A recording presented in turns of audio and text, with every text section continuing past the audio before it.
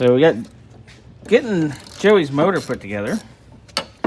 Got the manifold on. I'll go over there and show you in a bit. Manifold and timing cover on it. Getting ready to swap out the oil pump. And I can't spin this one. This is the one out of your engine, Joey. This is your good one. And everything was fine. It worked okay.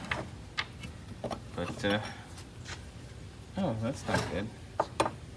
It looks like it's got milkshake in it. This milkshake brings all the boys to the yard. Alright, so take this apart here in a second. See what well, I'm glad we checked that. Remember, Joey's old engine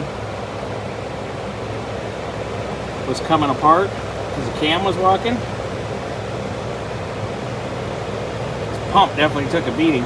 Look at all that. That's supposed to be nice and smooth. Okay, so we'll get you a new pump.